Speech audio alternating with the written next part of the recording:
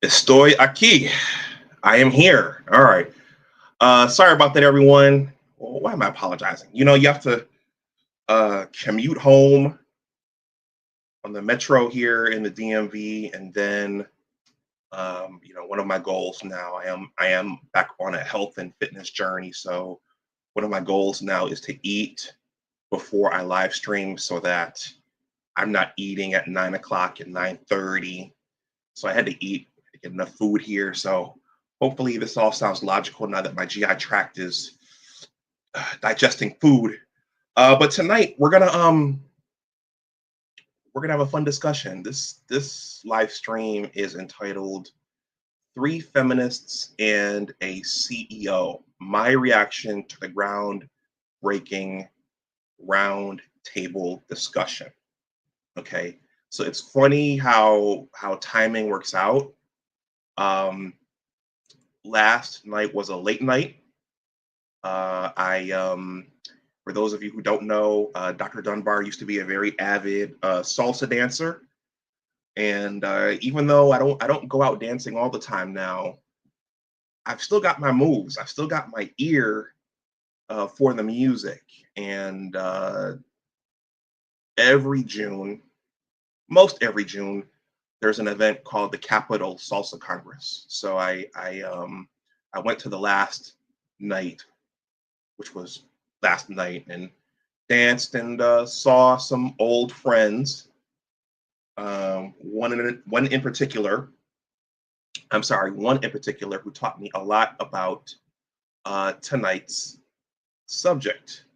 Okay, one who taught me a lot about hormonal birth control and woman's choice, female choice, and the fact that our upbringings matter. The amount of mothering that we got growing up matters. Shout out to the late Dr. Joseph Bale from Johnson C. Smith University, and also shout out to Marcus Williams from Johnson C. Smith University. You never talk about JCSU or HBCU in your content. You only rep Michigan. But today, I repped my HBCU.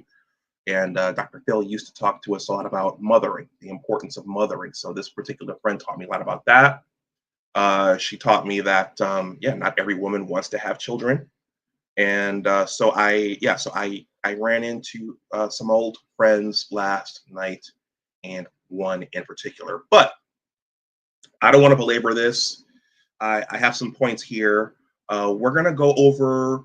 I'm going to give a review on specific parts of a very, very well, I consider it groundbreaking podcast by Diary of a CEO. That is the main character there. The lead is Stephen Bartlett. I believe he's from the UK. And the reason this discussion matters is because we're at a critical point in this country, in the Western countries, and in terms of human civilization. And I find myself saying this a lot lately. Things hit different when a woman says it. Okay, you know that, not you, I know personally, when a man says something about gender, relationships, society, culture, it's often, and if it doesn't fall in line with the progressive uh, leanings or bent, I don't know if that's the right term, the misogyny button starts getting hit to try to silence the person. Misogyny, misogyny, misogyny. Shout out to Dr. Thunder. Misogyny. Misogyny. That's used to silence people and to shame people. But when women say it, when women come out and present a position, it hits differently and it holds a different weight. So we're going to review that. And then hopefully I'll wrap up. Thank you for everyone who's here. Passport OG, he says, I'm looking forward to your take. I was going to highlight two of your videos until this came up. He says, salute Doc. T Riddler's there. Says, hi Doc, AT Riddler. And Aquateki is there as well. And all right, let me play my intro and then we'll jump in. and then hopefully, you know what I say, hopefully up and down in about an hour, but this might go just a little bit over. So I'll see you guys on the other side of the intro. Please smash that like button. Life is not always about having fun, and there are no political solutions for cultural deficiencies. So, where did this topic come from? So, I'm going to admit that because of where I come from, see, in this world, we're all living in different worlds, and not everybody is privy to the same information. That we will rush to finish things that are important so we can do things that are not. And I believe it's an immaturity there. People just don't understand that, life isn't about having fun all the time. You have to have fun sometimes. I agree. But as an adult, there's time where you have to just say, okay, listen, I got to get down to work right now. And I don't think enough of us value that time or really understand the fruits of that labor. Somehow we think things are just going to be without that kind of effort. And culturally, there's a deficiency there. That's why I always say that there's no political solution for cultural deficiencies. So, where did this topic come from? So, I'm going to admit that because of where I come from, see, in this world, we're all living in different worlds, and not everybody is privy to the same information. All right, everyone, welcome back to Big Discussions 76, my original channel, my original signal tower. If you were subscribed and you are not subscribed, make sure you go back and check to see if you are still subscribed. I don't know. I don't know why YouTube does this. I don't know if people, just get frustrated and say, you know what, I'm not following this channel anymore, or if YouTube just arbitrarily unsubscribes people. But this did get up to 2010, and then it's kind of trickled down a little bit. So if you're not subscribed, well, make sure that you still are. Okay, so tonight I'm going to talk about three feminists and a CEO. So there's a podcast, Passport OG. I know you know what it is. There's a podcast called The Diary of a CEO that is run by Stephen Bartlett from the UK. And as I was thinking about the stream, one of the things I thought about as I was watching that was a 2 hour, hour and a half, however long that podcast was. A lot of us here, we're doing the live stream format in real time. But Diary of a CEO, Impact Theory by Tom Bilyeu, Modern Wisdom by Chris Williamson, those are all podcasts. So they're not live, and they have teams of people videotaping that and then very eloquently editing it. And if I'd like to, well, if things worked out and I could hire a staff, I might go over to that format full time. But you have to be able to get guests, and you have to be able to generate income. I think those guys generated income from some other form or some other way besides YouTube. But they had a very, very, what I would consider to be a groundbreaking discussion with three feminists. And now things have broken out. It seems things have broken out from just feminists to now matriarchal or maternal feminists. So there's a bit of a I don't want to call it a civil war happening in that faction on the female side, but now you're getting some argument and deliberation over what a feminist and what feminism actually is. And we know that in Black America, We also have womanists. Shout out to Dr. Tia Johnson. We have womanists, where that's more of a Black woman thing. That's more of an offshoot of the feminist movement, where I think years ago, Black women like Alice Walker realized that they were brought along just to help out with the white women. You know, hope I'm being politically correct here, but that was an offshoot of that. So there's multiple now with the birth rate crisis.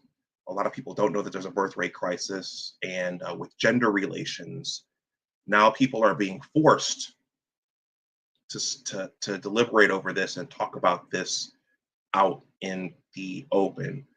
Speaking of wars, salute to those of our armed servicemen and women in the Middle East. Curtis Goon was in that intro.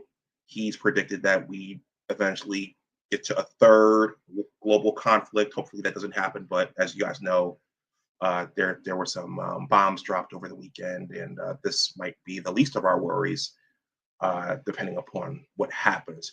So, 3 feminists and a CEO. I think we'll start with the B. Simone warm up here, because I think this speaks to capitalism. I think it speaks to consumerism. B. Simone is making the rounds now in cyberspace because it seems that her financial fortunes have turned, and she can't shop at Bloomingdale's now. She has to go to H&M. And years ago, she had choice words for working class men. So Passport OG, you created a video on this today. Salute to you and your work. But I thought it would be a nice jump off point for tonight, because this involves a lot of things. It involves capitalism. It involves gender relations. There's a science lean to this discussion as well. And I thought Miss B. Simone would be a nice jumping off point for us. So let me enable my screen share here.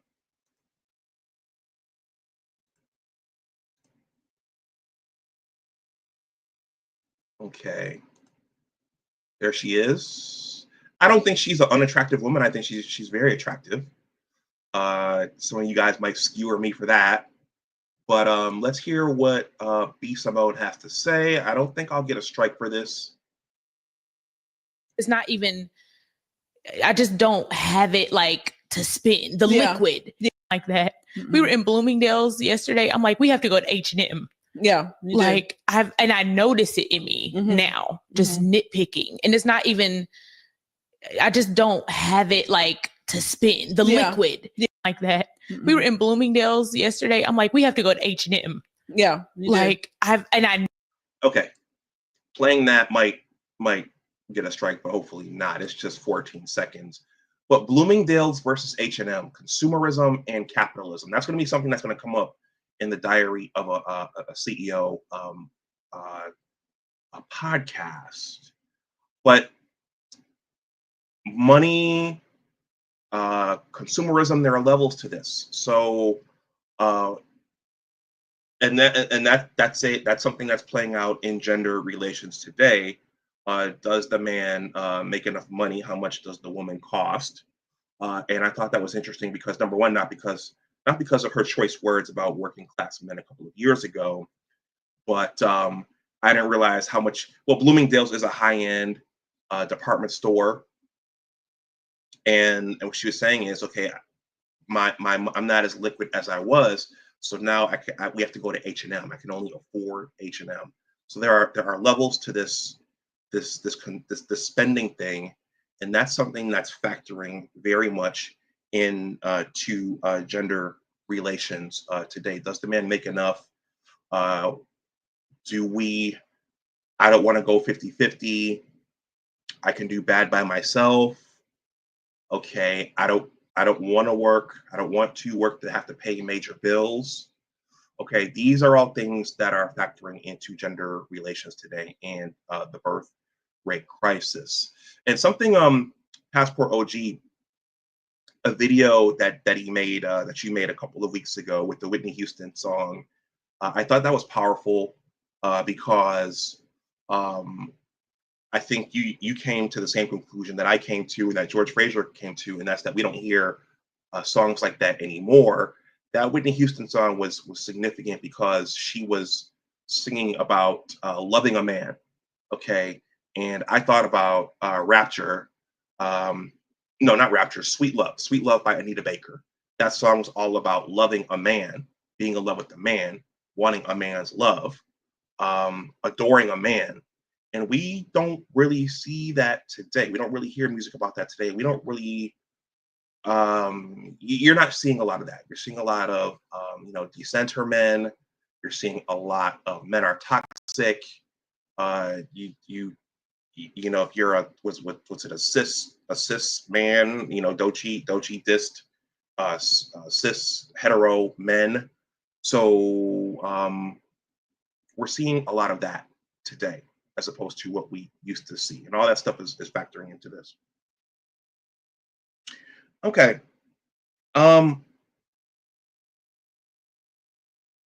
Let's see. How should I start this?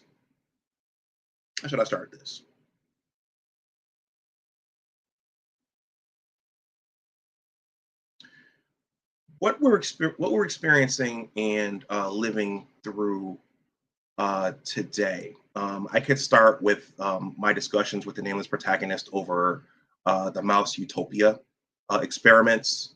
You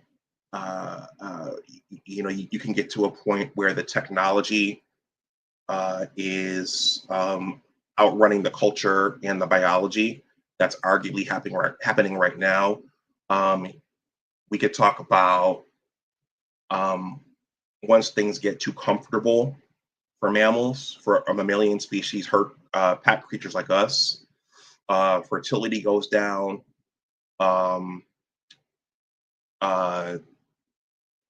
We could talk about only a certain percentage of men ever get to reproduce. But we're certainly seeing some very unique things right now in terms of culture, in terms of politics. I'm thinking about Michelle Obama, okay, who's made news for a number of reasons, criticizing her husband, but also during the Democratic National Convention, staunchly saying at the podium, women are here to be more than just baby makers. Women are here to be more than just baby makers. We're more than just baby makers. Michelle Obama talks about that. She talks with this thing.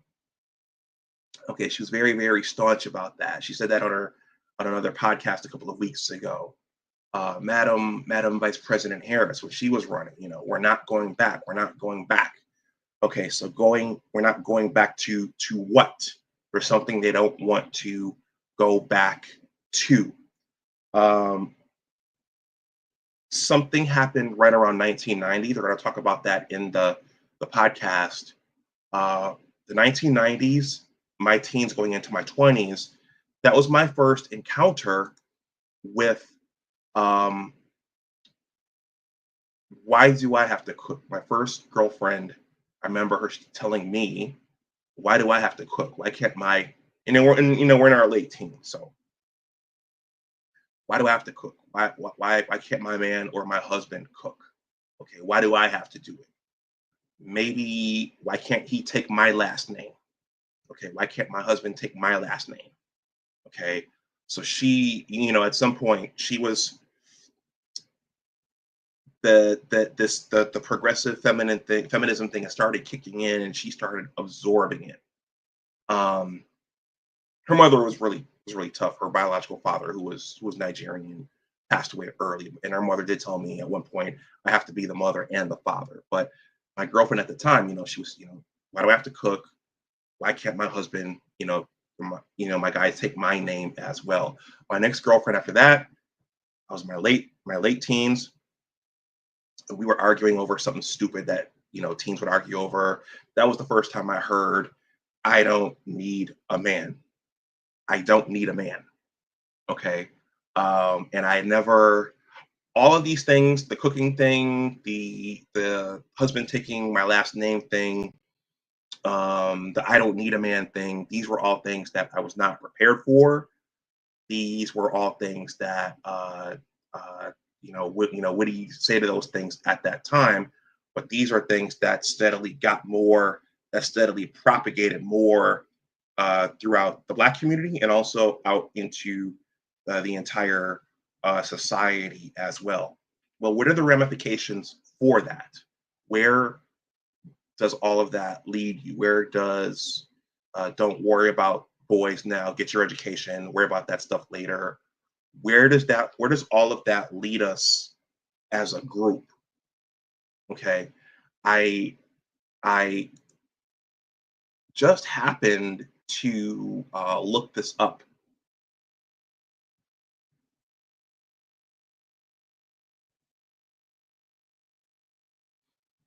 Okay, it is, that's right, I copied and pasted it right there to StreamYard. Let me see if I can get it here. Give me a second.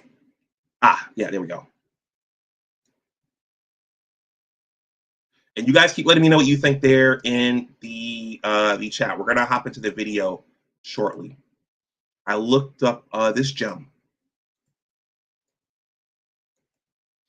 For those who don't know what's going on in terms of the birth rate crisis, this was published, or some version of this was published, a year or so ago.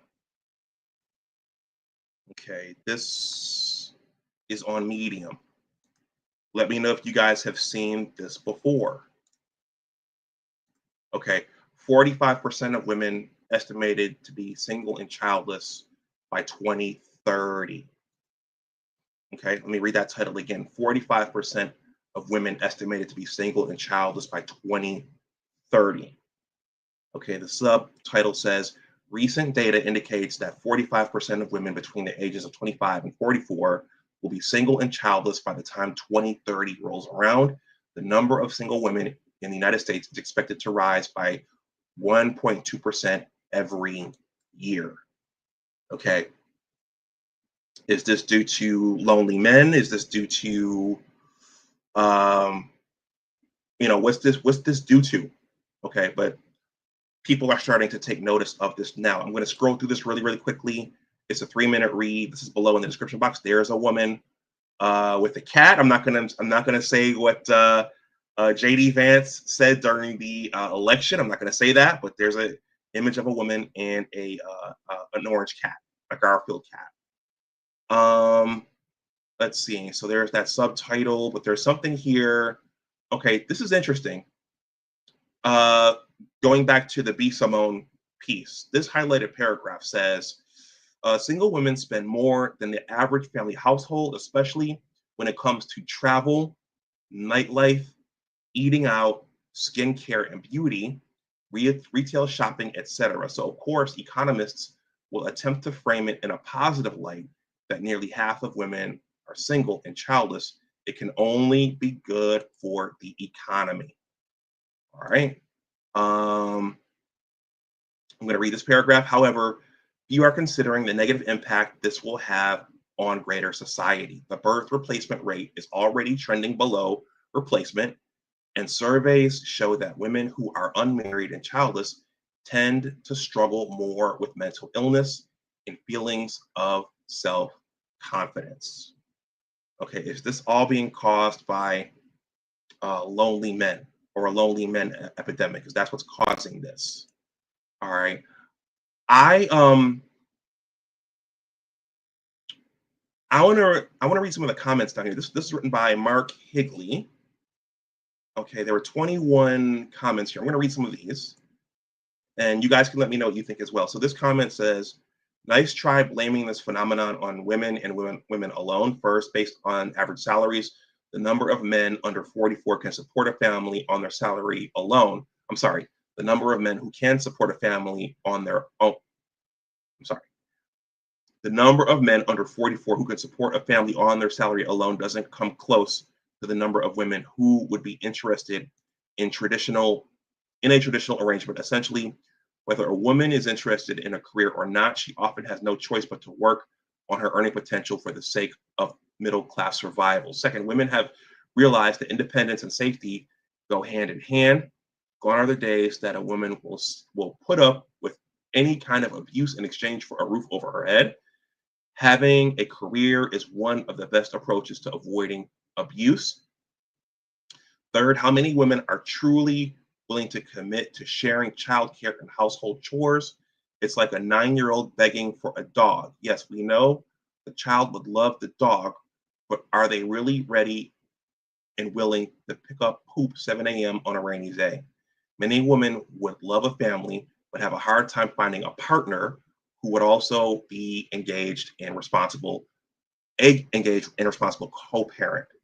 Okay, as much as times have changed, there's still a lag here. Finally, did it ever occur to this author that men often choose to be child-free and have commitment issues as well? Anyways, best to blame it on superficial, selfish women, right? I'll read a few more, and then I'll move on. We'll move on to the video. Okay. Joy Rose says, LOL, I didn't even have to look at the author's name to know a man wrote this. It's truly embarrassing that so many men / you think women don't know you're projecting your own needs and fears onto women under the guise or Fox concern for women and birth rates. Miss out on the true lifelong fulfillment that comes with being a wife and mother. Says the dude that's clearly never been a wife or mom. This is exactly why so many women want nothing to do with men. The arrogance is astounding. Let's see. I'll read this one by Deepanshi Aurora. Extremely disgusted by whosoever has written this article. Halfway through reading it, I realized it has to be man penning down his frustration, and guess that's true. All right, this is in the description box in case you guys want to read it. Okay, let's take a look at the Diary of a CEO discussion now. I have certain things I've timestamped, so I'm going to give commentary. I'm going to stop and give commentary, and I'm going to stop and give commentary. But I think where this all lands is where Aaron Clary landed in this book, A World Without Men. Shout out to Captain Capitalism. In the last election, Madam Vice President Harris and Tim Walz told us, it's none of your business what a woman does with her body. Okay, mind your own business. It's none of your business what they talk about with the doctor. It's none of your business. Hands off. Okay, so I think as we listen to this, among other things, think about this. Whose uterus is that? Whose eggs are those? Who decides? Who's deciding any of this? I think, according to Aaron, yeah, a lot of this is going to be decided by women. What happens to modern civilization, the birth rate, all those things, a lot of it's going to be decided by women, not us. Yeah. So with that, let's jump in. Let me bring the video up. So this debate, I don't know, the title is a little misleading. And I don't know where Stephen where his allegiances lie. I don't know if he's progressive or certainly in a lot of circles, men's channels, manosphere content, it takes a real beating. And Luis says something disparaging about the manosphere in this discussion. But I think it's certainly important that they're having this conversation now, that women are having this conversation now. So I am going to jump to, this is about 2 hours long. So I'm going to jump to 1 hour and 9 minutes because there are certain things in here that particularly resonated with me. You guys keep letting me know what you think there in the chat. Please smash that like button. Please consider subscribing to the channel if you are not. This video is entitled Debate: Is Feminism Creating Lonely, Broken, Sexless Men? Okay. Your three panelists are Louise Perry, Erica Commissar, and Deborah Fence White, and your host is Stephen Bartlett. Okay. This. Go back to an hour and 9 minutes. There's Stephen right there. So we'll go back to here. Fair use, fair use. You guys let me know what you think there in the chat. There's a reason for that, though. So what we haven't talked about, can we talk about children now? Sure, we can talk about whatever you like. If you want to raise children and be the primary attachment figure for your children, and it's usually the mother, sometimes it's the father now, but it's still usually the mother. Children need a primary attachment figure as present as possible in the first 3 years if they are going to be mentally healthy in the future. All of the research shows that. Okay. I didn't mean to cut her off like that, but this is in part a science talk because she's talking about reproductive biology and what children need. And today, when you talk about this birth rate crisis and gender relations, one of the things you don't hear about often is what's best for the children. What do the children need? And this question might get me in trouble, but was a good father picked? Tommy Sotomayor. One of the things that Tommy used to say was the best gift, the greatest gift a mother could give her child is a good father. So a lot of these choices are the woman's choice. Children don't ask to come here.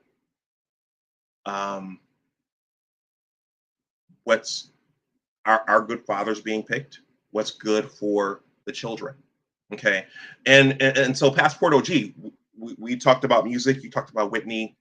You talked about I talked about Anita Baker, Sweet Love. George Fraser talked about the Temptations. Salt and Pepper did a collaboration in the 90s with En Vogue. Okay, two of my favorite groups. I loved all those ladies. I don't think Pep should have gotten that plastic surgery. Are you guys familiar with the song "What a Man"? What a man, what a man, what a mighty good man. Okay, are you guys familiar with that? Let's make this interactive.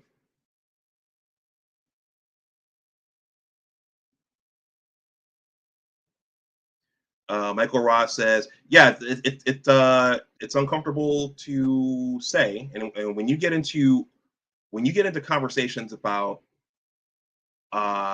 abortion and who decided to have the child, those conversations get pretty fierce because, I mean, ultimately, you know what? I'll just say it. Ultimately, the woman decides. She gets to decide. She does. See, that's going to get me in trouble. But she decides whether to keep it or to abort it. Okay. And a friend of mine a couple of years ago insisted. I don't know if she knew what she was saying, but she told me, you know, your mother chose to have you. Your mother chose to have you. Your mother chose to have you. And you know what? That was right. Because even after my mother got impregnated by my father, my mother could have still aborted me or my brother or both of us because it's her choice. Okay. And one of the most riveting stories Alan Roger Curry, the late Alan Roger Curry, ever told us or ever shared was his reflection that, Alan died when he was like 57. He got a woman pregnant. He impregnated a woman in his 20s. And he shared that his child would have been 25 or 30 years old. Okay. But he wanted to have the baby and she wanted to abort the baby. So ultimately it is his choice. I mean, it's her choice. But the point is, What a Man by Salt and Pepper. There's a line in that song where I don't know if it's Salt or if it's Pep, but she says, "Ooh, you're so crazy. I think I want to have your baby." Okay. "Ooh, you're so crazy. I think I want to have your baby. The only reason I know this by heart is because my dad was kind of incensed over that lyric. Okay, and he kept saying that when I was visiting him one time. Ooh, you're so crazy. I think I want to have your baby. So in that song, the ladies were rewarding. They weren't rewarding the most studious men. They weren't rewarding the producers. They were rewarding the men who got them the most excited. Okay, and my dad was a little bit incensed over that. Okay, ooh, you're so crazy. I think I want to have your baby. Okay, so going back to what Erica was saying, we almost never hear about what's best for the children. Okay, all right, let's go back.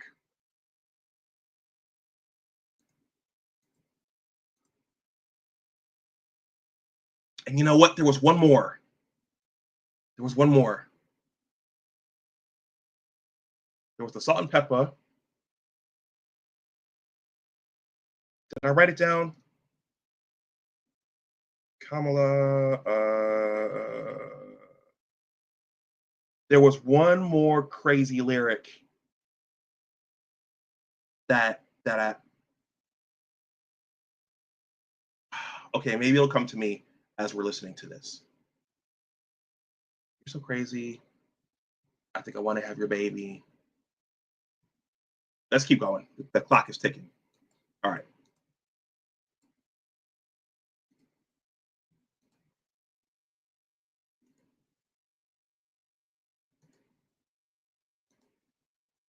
Fair use, fair use. Let's go back. This part really touched me because we're talking about science here, and we're talking about reproductive biology and parenting. Fair use, fair use. There's a reason for that, though. So what we haven't talked about, can we talk about children now? Sure, we can talk about whatever you like. If you want to raise children and be the primary attachment figure for your children, and it's usually the mother, sometimes it's the father now, but it's still usually the mother. Children need a primary attachment figure as present as possible in the first 3 years if they are going to be mentally healthy in the future. All of the research shows that. If you're going to be as physically present as possible, unless you've saved a lot of money as a woman, you need to depend on your partner, on your team member. My husband and I were a team. Before we had children, we both earned a lot and worked really hard and spent our money equally. But then we decided it was a strategy. We were going to have children, and I was going to work as little as possible so I could be there for them. And he did the bulk of the earning. And now the joke is, I'm out in the world and I'm going to be taking over and he's going to be sitting by the pool, and I'd be fine with that. But that's what teamwork is. But the idea that I could lean on my husband financially in those years and not have to earn money and be able to be present for my children, there is a very good reason why that is critical for children. And we don't talk about children.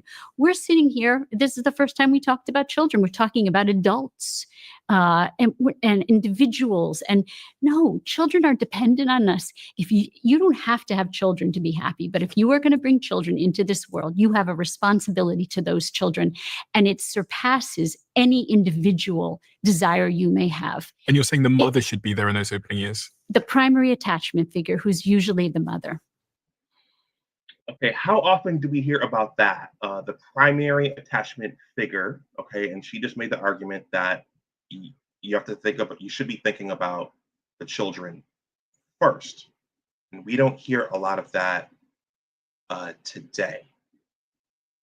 Okay, fair use, fair use. Michael Ross says, a body like Arnold with a Denzel face. No, see, I don't remember that one.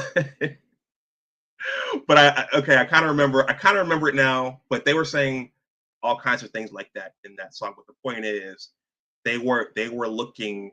They weren't necessarily choosing a husband. They were choosing the guy, or a husband and a good father. They were choosing the guy they were most turned on by, which that factors in. But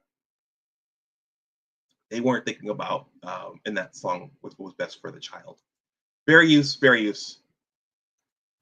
Daycare is terrible for children. Let's define daycare. Daycare is anything under the age of 3. Otherwise, we call it preschool. We used to call it nursery school, 3 to 5 before kindergarten. Okay. So anything under the age of 3 where you put your child in group care is daycare. And what it really is, they're day orphanages. You separate a baby who needs skin-to-skin contact, the sound of their mother's voice, her eyes, her physical and emotional presence to soothe that baby when they're in distress from moment to moment, to help to regulate their emotions. So 2 things mothers do. They buffer children from stress, which is so important because the part of their brain that regulates stress is meant to remain offline for the first year. Okay, how many times have you guys heard that? Okay, a mother's job is to help buffer the child from stress. And there's a part that part of the brain is not supposed to come online until 3 years. Okay, I've never heard this before. Okay, this is biology here. Okay, fair use. And very quietly, slowly come online for the next 2 years. So what are we doing? We're throwing babies into these institutional orphanages. It's overstimulating. It's stressful. If you walk into any daycare, you are going to hear many, many children crying. Children are not meant to cry much in the first year. They're meant to be held by their mothers and held against their mothers' bodies. So they buffer children from stress and they regulate their emotions. So what we're seeing as a mental health crisis is a crisis of emotional regulation issues in children, adolescents, and adults. Okay, we're seeing an emotional health crisis in children, adolescents, and adults. Okay, so a lot of what we're seeing, a lot of the crashing out on TikTok, a lot of just this general dysfunction, a lot of the this emotional dysregulation. Shout out to Dr. Shauna Etienne. This seems to be happening. It seems to be starting early. Okay, and so mothers play a very, very important role in how their kids are socialized and how they are reared and how their brains wire and program in daycare. According to what Erica just said, daycare at too early an age is bad. Okay, she has a lot more to say. And were any of you guys in daycare at an early age? Let me know there in the chat. I did ask my mother today, okay, since Erica described the ages there, I did ask her. I said, "Mom, me and my brother, were we in daycare at really early ages?" And she said, "No, my brother's 2 years older than me." And my mother did work a part-time job. So when they were in Washington State, and when she was working her part-time job, my father watched my brother. And then when I came along, when she worked her part-time job, my father and I think his mother watched me and my brother, but we were not in the daycare center. We were not in daycare centers at very early ages. Okay, not earlier than 3 years old. We worked for a stint, between 3 and 4, maybe 3 and 5, but not in that critical window that Erica just described. All right.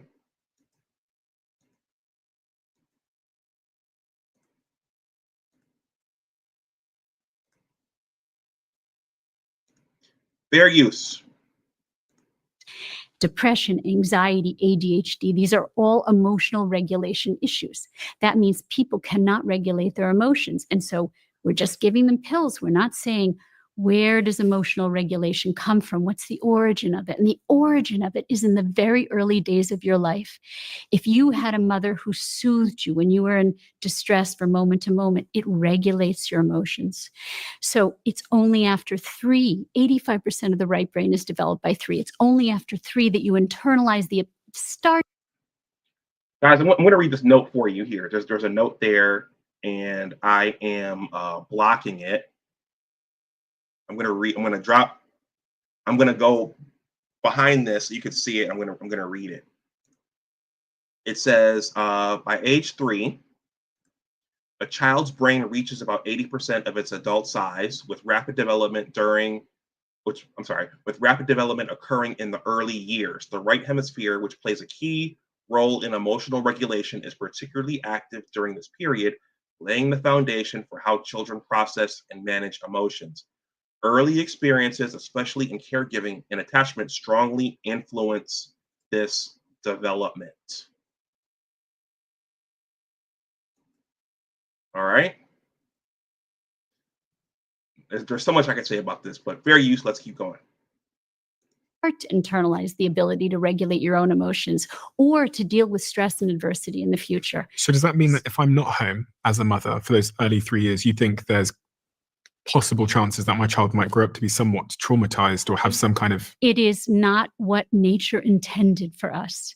And so we have made social changes that are about narcissism and self-orientation and me, and don't involve an understanding of children's irreducible developmental needs. And if we did, then maybe more women wouldn't have children, and that would be fine. I have no problem. I'm not a pronatalist. You don't have to have children to be happy. You can, build businesses, build houses, have loving, intimate relationships, not have children. But if you're going to have children, you need to know that dropping and running, putting them in daycare, or now, let's talk about very poor women, because this is always going to come back at me. What about very poor women? There are so many solutions for very poor women that do not involve daycare. And I hate when people say poor women have to rely on daycare. Why should they have to rely on daycare when rich women don't have to rely on daycare? And the truth is there are other solutions. Poor women can live together and support one another and form communities. They can share care of a caregiver. It's far better to have a single surrogate attachment figure, a babysitter who is a full-time babysitter, than putting a child in daycare. Okay, so apparently there's a counter argument for poor single mothers. Okay, fair use.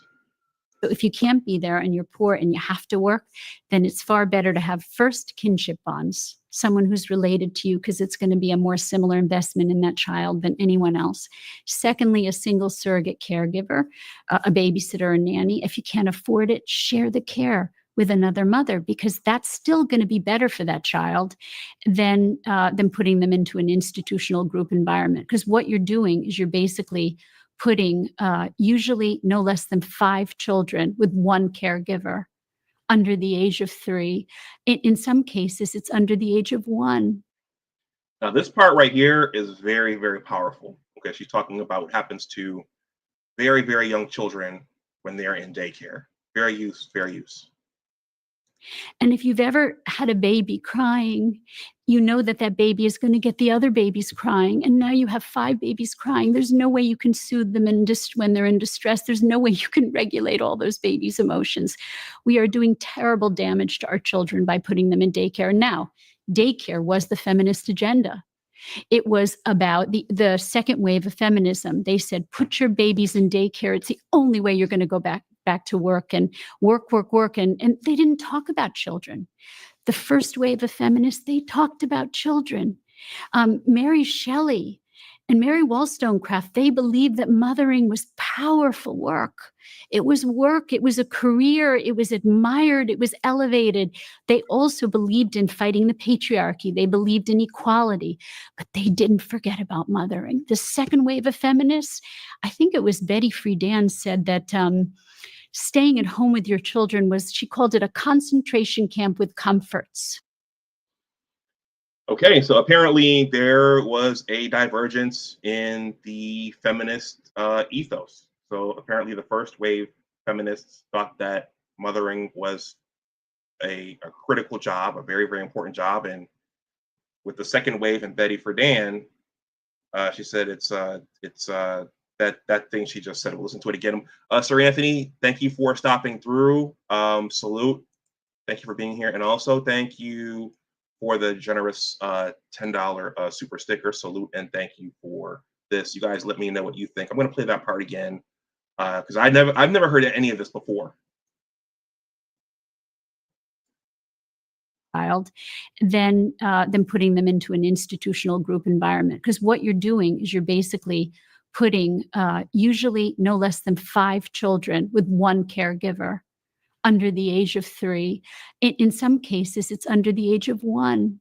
And if you've ever had a baby crying, you know that that baby is going to get the other babies crying. And I'm getting emotional listening to this. You can hear the emotion in her voice.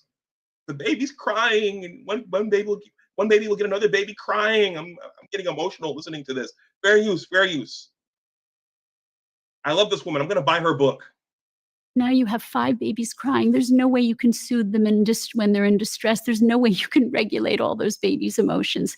We are doing terrible damage to our children by putting them in daycare. Now, daycare was the feminist agenda. It was about the second wave of feminism. They said, put your babies in daycare. It's the only way you're going to go back to work and work. And they didn't talk about children. The first wave of feminists, they talked about children. Mary Shelley and Mary Wollstonecraft, they believed that mothering was powerful work. It was work. It was a career. It was admired. It was elevated. They also believed in fighting the patriarchy. They believed in equality, but they didn't forget about mothering. The second wave of feminists, I think it was Betty Friedan said that staying at home with your children she called it a concentration camp with comforts. A concentration camp with comforts. Okay. But now what's interesting, I just thought about this, that was the beginning of the tide. That's when the tide turned for women, with a narrative change. So women who were loving being mothers and loving raising children suddenly were told that they were in a concentration camp. Okay, I'm going to read that subtitle for you guys again. That says, Betty Friedan argued that the ideal of women as full-time homemakers led to the loss of identity and personal fulfillment, limiting their growth and autonomy. Her work, especially in the feminine mystique, sparked significant discourse and is credited with igniting the second wave of feminism in the United States. All right. I was going to say the irony of a lot of this. You guys can hear me when I disappear like that, right? Let me know. One of the controversies of Kevin Samuel's show was it was very eye-opening, was that ladies didn't want to pay major bills. They didn't want to have to work to pay major bills. Many wanted to stay at home. But at some point they started, this idea got thrown out into the ether that it's a concentration camp, and vice versa. So fair use. And that they were prisoners and oppressed. And some of them were, and some of them probably shouldn't have had children. And many of them weren't. And even today, people write me every day and say, thank you for saying what you say, because society's narrative is so much about we have no value unless we go out into the workforce. So can I ask you, genuinely want to know, what baby boomers tended to be raised by stay-at-home mothers because financial world was totally different then? Like, so this is Deborah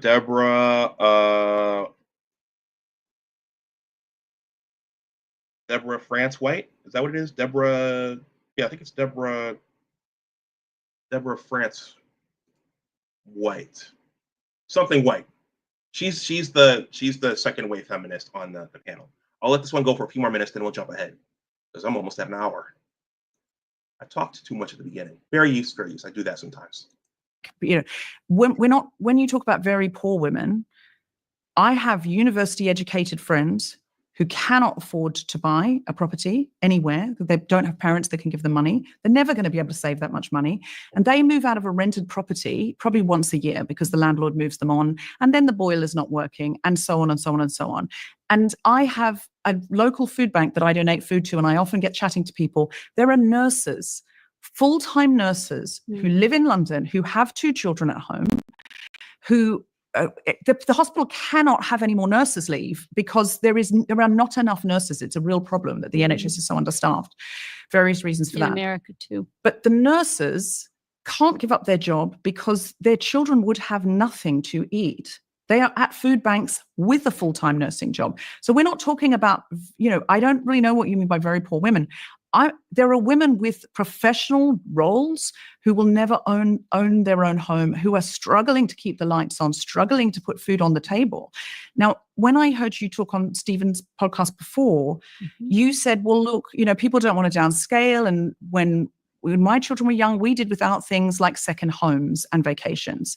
And Erica, there is no hope for a second home now for anyone. And I understand that's different. No, So why do people need a second home? Okay, why is a second home needed? Fair use. Now we're crossing into economics and capitalism and how that's impacting this whole thing. Was different. No, but that's why I said women who are working class and must work. There are solutions for those women that don't involve putting their children in daycare. And we're not discussing those solutions. But do you see, listen, I would love if the government, of every government, would say, here's the option to stay home for 3 years. There are some. And great. They should be more. Slovenia, Hungary, there are some. And that is amazing. And I think lots of parents, and for me, I don't think it has to be the mother. And I've got friends who are same-sex parents and who have the most incredible relationships with their children. I don't think it has to be a mother. But I feel like there's lots and lots of parents who would love to stay home for 3 years with their children and be able to afford that, and to be able to afford to get, and that corporations would then go, there's a lot of evidence that if you take 3 years off to raise your child, when you come back, you've got a whole new skill set. There's books written about it. Oh my God, you go back into the financial district, you've negotiated with a toddler for 3 years. That's Step inside. Absolutely. So apparently negotiating with a toddler for 3 years makes you a better business person and CEO. Fair use. And yet often that is not recognized. Women are pushed out of the workforce. So I am 100% with you that attachment is important, and that many parents would love to take 3 years off. And this is not being made possible by unregulated capitalism, by governments who do not care. I agree. And I'm from America, where we don't have any paid leave at all. Absolutely. I go and advocate on the Hill for this. I mean, I've been advocating for a decade for paid leave. Okay, so T. Riddler, let's see, he says, Doc, respectfully, I don't see the narrative or point you're trying to make by way of these women's monologue. Can you please give context? T. Riddler, okay, so right now they're talking about, T. Riddler, are you familiar with paid leave? So Deborah, she came in now she's proposing that the government should help with paid leave. Okay, that's what they're getting at right now. See, Riddler, this is a 2-hour long discussion. Okay, this is just part of it. Okay, there isn't time for me to go over the entire thing. Okay, but just be patient. And no food fights in my chat. And I don't seem to be getting anywhere, but I'm trying. What are your thoughts on this, Louise, in terms of the role that feminism has had on mothers and motherhood? So, T. Riddler, so part of this, okay, so part of this, one of the things they're saying is that traditional motherhood, women, I want to say guilted, traditional motherhood has been shamed. Okay, so under the second wave feminism paradigm, a lot of women have been shamed and pressured and even bullied out of being traditional mothers. Okay, to the detriment of the children and to the detriment of society as a whole. Okay, and all of these things, not only are we seeing a birth rate crisis, but we're also seeing an increased amount of an increased usage of psych meds by women as well, and a lot of that's due to all of this being flipped on its head. Okay. And someone in the trenches. Yeah. So I should say, I partly as a consequence of reading Erica's work and also having you on my podcast, we have moved heaven and earth to not put our children in daycare, which has involved quite a lot of like creative thinking. Yay. And we are poorer than we would otherwise have been, you know, and people look at us like we're crazy sometimes and think, why have you made your life so complicated? And it's because me and my husband both have this really strong feeling that we don't want to put them in institutional childcare. And that is weird. And one of the things that I really don't like in the UK policy space, and I this is true in other countries like the US too, is that governments at about the turn of the millennium seem to have cottoned on to the fact that they can use women to boost GDP. Okay, T. Riddler, economics. Right there. Shout out to Arimi K. Frempong. Did I say that right? Funky Academic. T. Riddler, are you familiar with Funky Academic?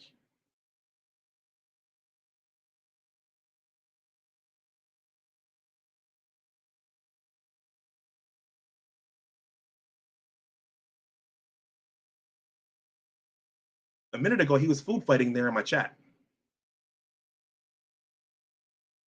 Okay, Funky Academic. He turned me on to this about a month or so ago.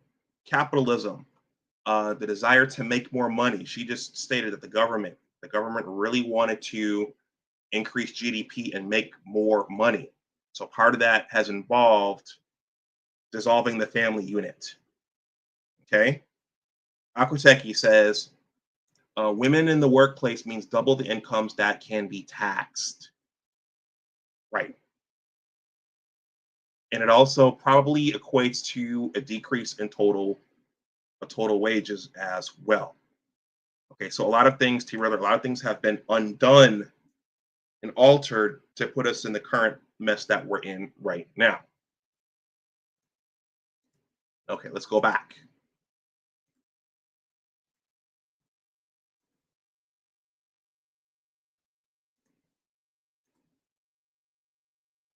Fair use, fair use.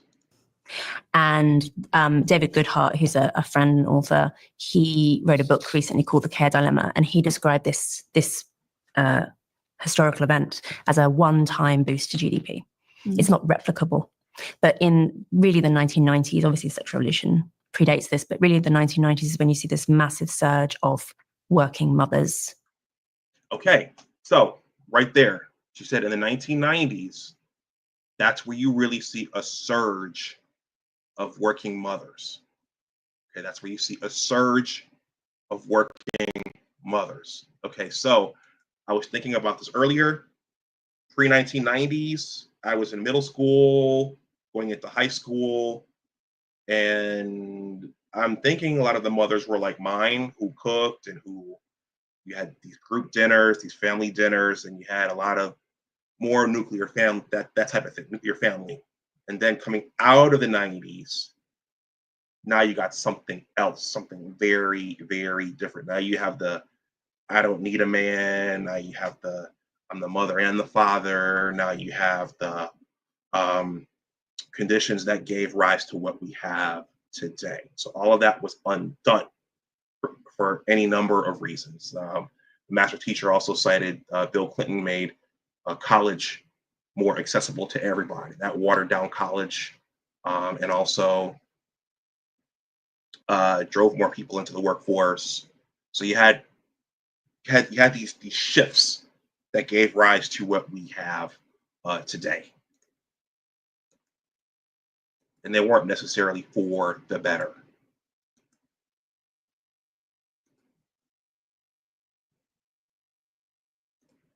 And Sir Anthony says, Arami produces great content. Yes, he does. Fair use.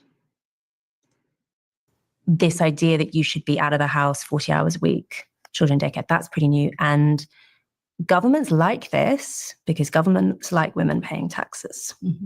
And governments like this because government like women paying taxes. So government, which one are you going to pick? You're going to pick women paying taxes? You're going to pick having no people in the country.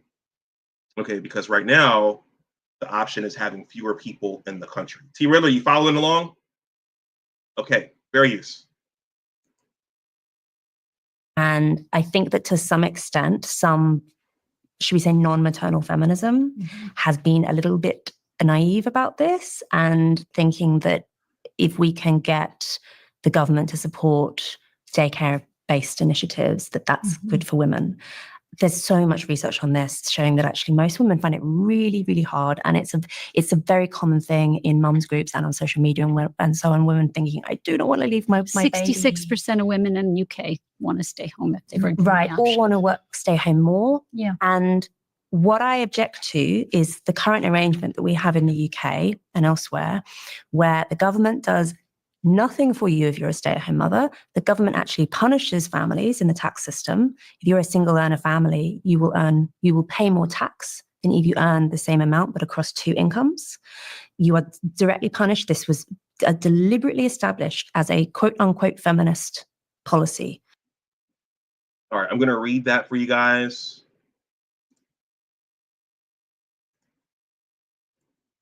In the UK, single earner families may pay more tax than dual income families earning the same total amount. This is due to the structure of the tax system, where single earner families face higher marginal tax rates, especially as income exceeds £100,000. Dual income households can take advantage of both personal allowances and lower tax bands, leading to lower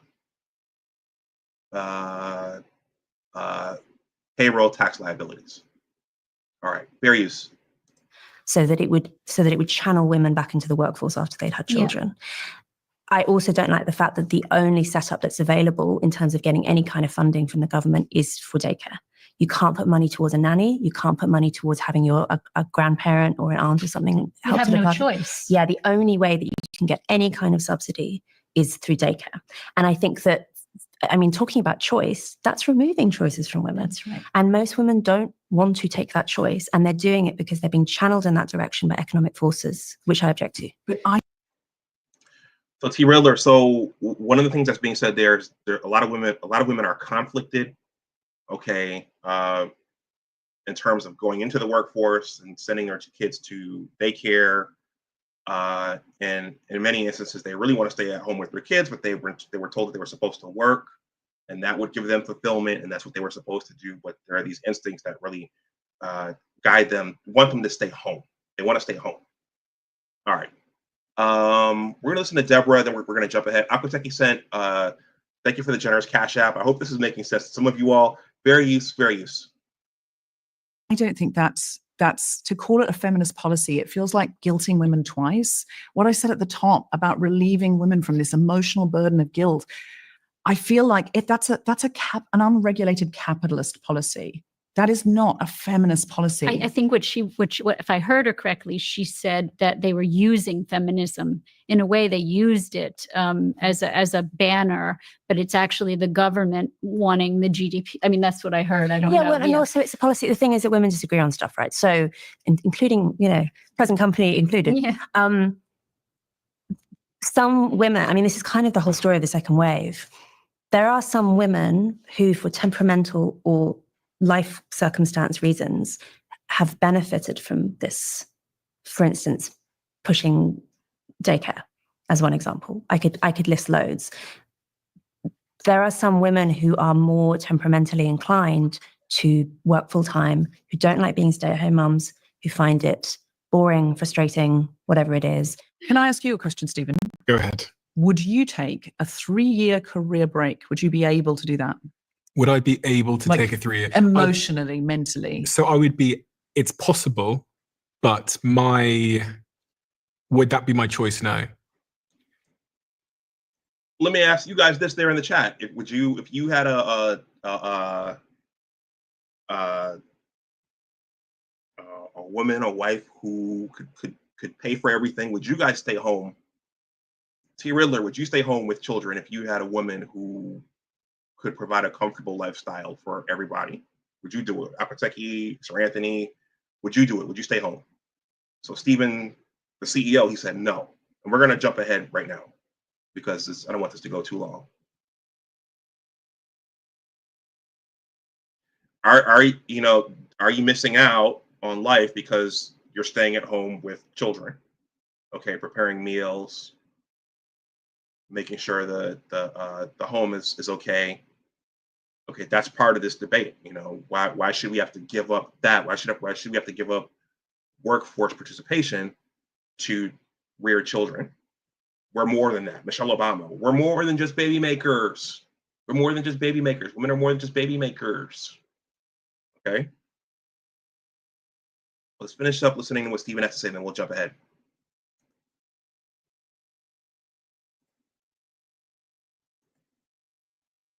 And keep in mind, this is entitled, "Is Feminism Creating Lonely, Broken, Sexless Men?"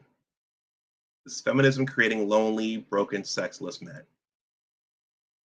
It's obviously possible because I have the means to. So I'm a different person. I'm a slightly more privileged person to ask.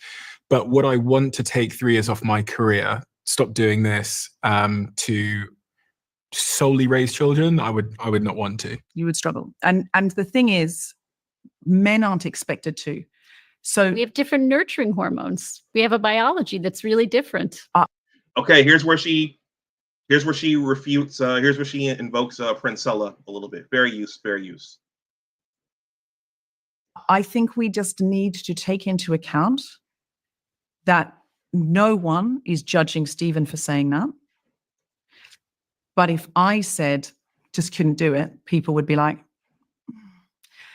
and that societal expectation and that societal guilt needs to be acknowledged. But men and women are different. They are If different. Stephen could say other things which would have people's jaws on the floor, like, I don't want to financially support my wife and child, I think people would be quite shocked by that. I mean, we just have different expectations from I mothers and just don't fathers. want to go back to men are from Mars and women are from Venus. No. T. Riddler, that right there, that's something I wanted to highlight for the group here. Feminists like Deborah, one of the things you hear quite a bit is they want to, shout out to Dr. Tia Johnson. Oftentimes feminists want to flatten everything. They want to flatten everything. They want to make everything the same. We're the same. We're not different. I don't want to hear the men are from Mars, the women are from Venus thing, because that suggests that we're different. Okay, they don't want to talk about us being different. They don't want to be put in boxes. They don't want to hear about being the lesser or the weaker of the two genders. They want to hear that we're the same. We can do what men do. All right.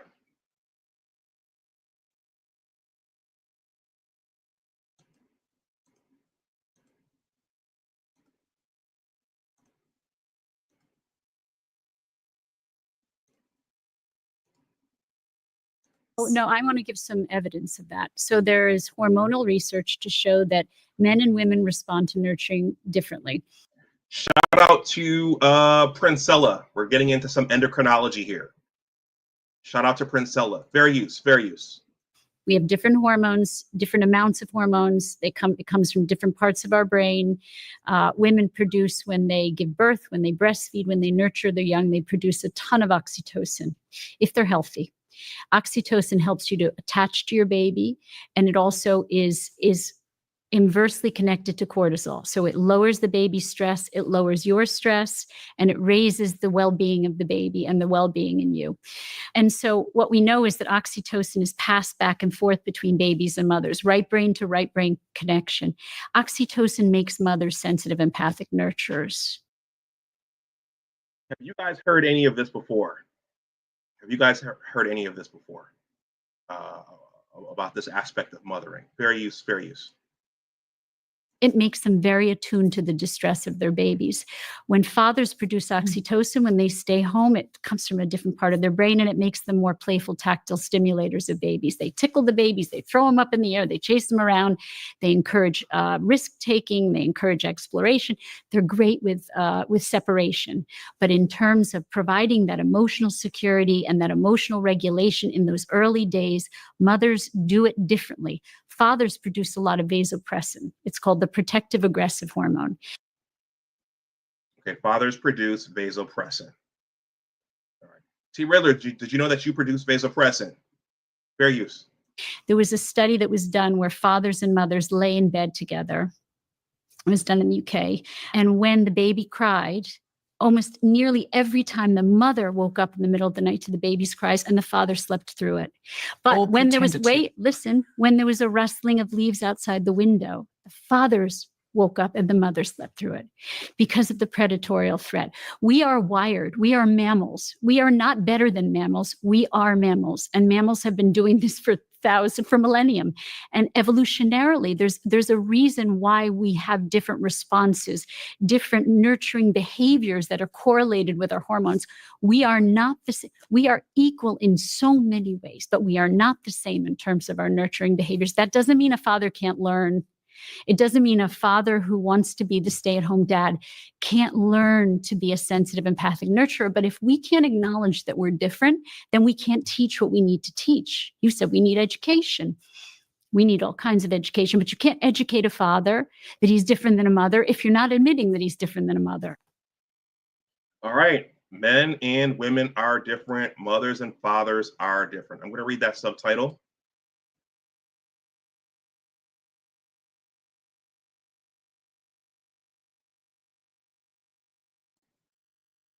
All right.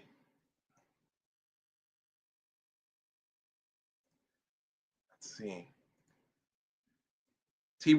Studies show that mothers are more likely to wake up to their baby crying due to heightened sensitivity to infant distress, while fathers tend to be more attuned to environmental sounds.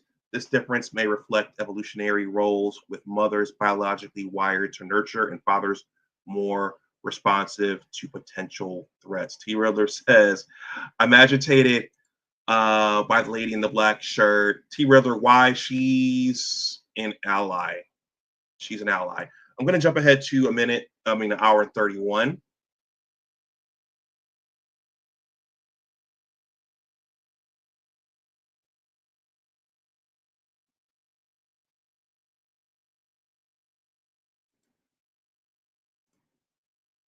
She's an ally, T. Riddler. Fair use. Becoming an unpaid Uber driver for someone who doesn't want to go to karate and hates you anyway. And it's hard work. But that is a narrative that I'm going to push back on, which is part of the problem, which is that it's the narrative of misery, which has been promoted. And it's not miserable to have children. It's joyful. It's the most incredible love you'll ever experience in your life, but it's also really hard. Mm-hmm. And I think we have a bunch of pussies, actually, right? Uh-oh. Let me rewind that for you. Getting a little X-rated here.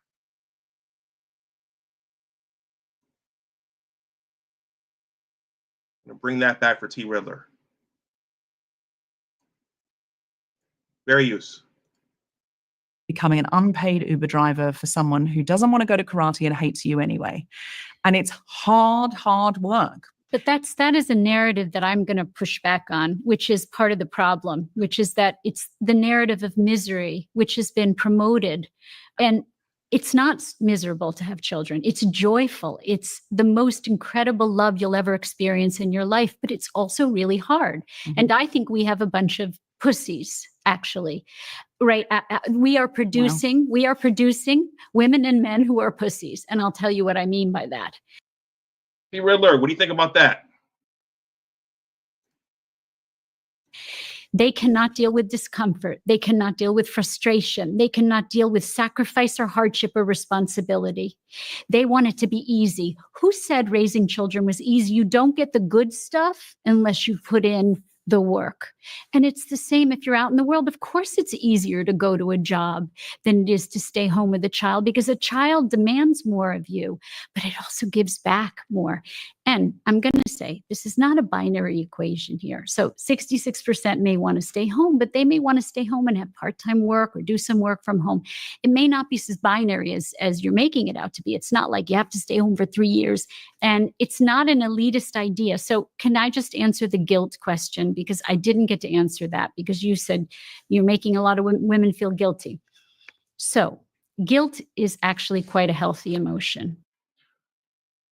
Guilt is quite I disappeared.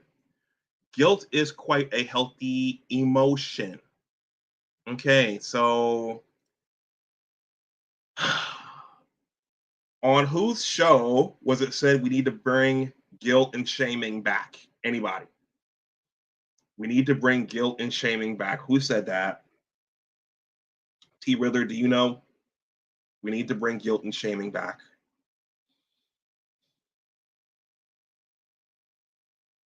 Who said it?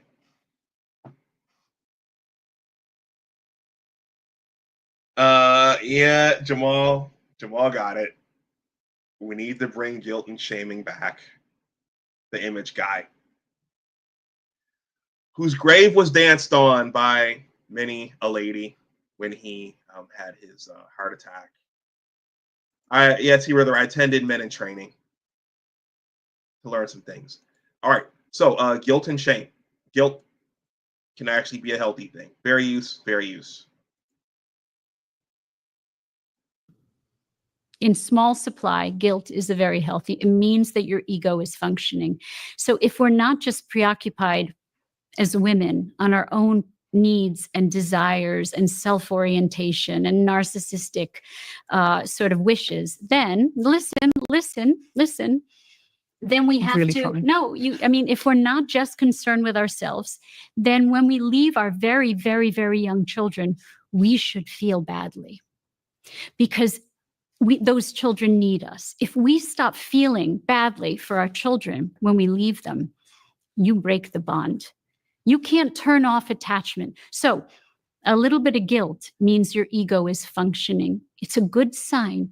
Now, the response to that may not be that you can stay home with your children, even part-time, but at least it informs you. So whatever time you have with your children, you spend it wisely. I mean, I think it was Penelope Leach who said, well before me, that don't have children if you don't want to care for them, because you can have a very productive and creative life without having children. But if you're going to have children, you need to care for them. So one of the things I noticed about my mother, and this is not just to laud and praise my mother, is that when I was growing up, my mother wasn't going to the club every Friday and Saturday. My mother didn't really go out. And when I looked around in my cohort and going forward, I was seeing a lot of mothers, single mothers, going out with their girlfriends on Friday, going out on Saturday. And I realized what she's talking about is putting the children first, putting your children first. I realized that my mother put us first. And she wasn't going out clubbing and partying, and she didn't have a bunch of men coming through.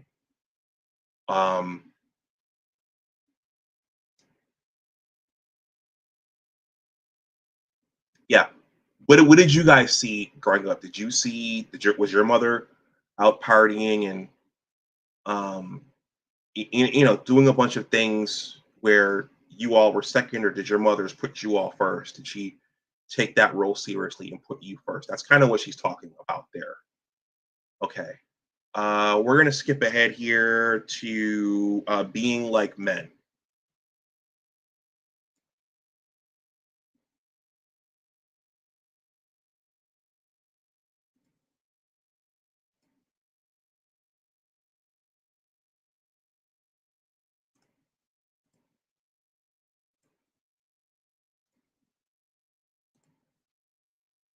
Because unfortunately, there has been this strain of feminism, it's not all feminism at all, which has basically aspired as much as possible to make women like men. Yeah. And that includes women being like men professionally, women having sex like men. That's the expression they use in Sex and the City, having sex like a man, right? Basically enjoying hookups without any real emotional connection. When I was in graduate school, she just mentioned Sex and the City. I don't know if you guys were into Sex and the City. I think they're trying to bring it back, but the woman I was intimately involved with when I was working on my doctorate, she regularly watched Sex and the City, and our relationship was very, very chaotic. It's a miracle that I finished my doctorate. It's a miracle that I'm here talking to you guys right now. Okay. But that show was all about, did you guys ever watch Sex and the City? That show was all about women being basically like men, especially sexually. Fair use, fair use. And I think that's a real trap for feminism, is to assume that women should want to be as much like men as possible. Even women's bodies, even if you Right. look at teenage girls' bodies, they all aspire to be like adolescent boys. You know, they don't want breasts, they don't want hips, they want to be, right? So it's almost as if we elevated, in a funny way, feminists were trying to reject patriarchy, but they ended up idolizing it. T. Riddler, do you have any thoughts on that? Girls wanting to be like boys, women wanting to be like men. Is that healthy or is it unhealthy? Okay. For them and for us in general. Fair use. And wanting to be it, and then rejecting everything feminine. And that's a problem. And it's certainly a problem for motherhood. And I think what maternal feminism says is actually maybe women are all right, and maybe actually this feminine stuff is good, and maybe motherhood is actually just as valuable as your professional life. And we should aspire to feminist ideas, policy, education, whatever, which prizes that. And how much do you see women elevated who are mothers? I mean, do you go to a cocktail party and you ask a woman what she does, and she says, I'm a stay-at-home mom and I'm raising my children. The back will turn on her, whether it's a woman or a man. So, T. Riddler, I'm not singling you out, but earlier, you know, we did get caught in one section, but now do you see where this is kind of going? She's talking about the perception of being a stay-at-home mother, even though it's what the children need, it's what the man needs, it's what society needs. It's looked at as bad. It's looked at as giving up too much. It's looked at as sacrificing too much. Being a stay-at-home mother, attaching with the children, nurturing the children, taking care of the home, it's looked at as bad. Sir Anthony says, I'm glad that woman didn't hinder you in achieving your goals, Dr. Dunbar. Sir Anthony, there were people praying for me. And I think after a certain point, after you're involved in enough drama and enough pain, even the most weakest and simpish man has enough. So that's what I would say to that. But I appreciate that. People were praying for me. All right, let's finish this up. Fair use. But do you guys see that? We're at a point now where traditional motherhood is kind of frowned upon. Staying at home, cooking, nurturing, taking care of the home, that's seen as bad and foreign today. And so that means that we've denigrated and not just deprioritized. We've denigrated it, we've dismissed it, we've turned it into something less than. And so remember that what helped women to feel valuable in society was the admiration for them. Feminism has to get to a place where it says you have choice. We admire your choice to stay home with your children and admire our choice not to have children. But the idea that the second wave of feminism, it was about it's all drudgery and it's disgusting and boring, and it made it into this. And now you have these websites, which are frightening to me, the scary mommy websites, where you have women saying, I hate breastfeeding and I hate pregnancy and I hate my children. And it's so disturbing to me, because what have we done to those women? What have we done to society that we have those websites? It's okay to feel frustrated, to feel bored, to have many feelings about mothering, but the hostility towards mothering, the hostility towards children, the hostility towards raising children, if we don't admire mothers again, there will be no mothers in the future. Erica, I feel We'll stop on that expression. Have you guys on X, well, when it was Twitter, have you guys ever seen the angst and anxiety about, or have you ever seen, I'll say younger ladies today, okay? That would be the millennials, Gen Y, Gen Alpha, whatever, We're not here to be baby incubators. Have you guys heard that? I mean, Michelle Obama kind of alluded to that during the Democratic National Convention. Women are we're more than just baby incubators. Okay, that type of thing. Have you ever seen, okay, well, I don't want something growing inside of me. I don't want something sucking out my life and growing inside of me. You see that stuff on social media. Have you guys ever seen that type of talk? That's kind of where this is talking about. All that whole idea of breastfeeding and being a mom is demonized today. Not by everyone, but there's a contingency of society that's advancing these ideas and saying that it's wrong to do that. I don't know if you guys have seen it, but I've seen it. Sir Anthony has seen it himself. Okay, yes. Yeah, okay. So I'm going to jump ahead to men do other things. We're almost done here, guys. T. Riddler, this is a 2-hour discussion. It's below in the description box in case you want to watch it for yourself. Okay, I'm just jumping through. These are things that resonated with me. Fair use, fair use. We're almost at the end.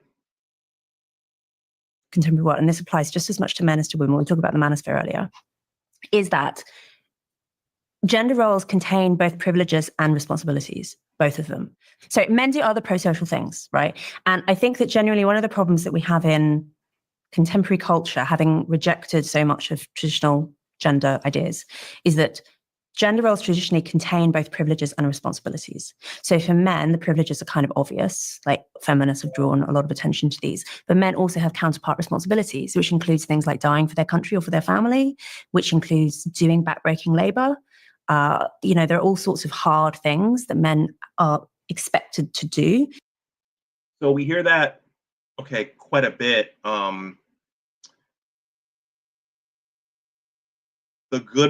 The good parts of manhood are desired, but going to war, okay, picking up the garbage, digging ditches, doing the blue collar jobs that maintain society, those parts are not what's coveted. It's the C-suite jobs. Okay, it's the managerial jobs in air-conditioned buildings. Okay, but men contribute a lot of value to society. Okay, and Aaron, again, in his book, Aaron claimed that without men, this whole thing would collapse. All right, but there are trade-offs for both genders. I think that's what Luis is saying here. Okay, there are positives to being men. There are negatives to being men. There are positives to being women. There are negatives to being women. Okay. And so before I wrap this up,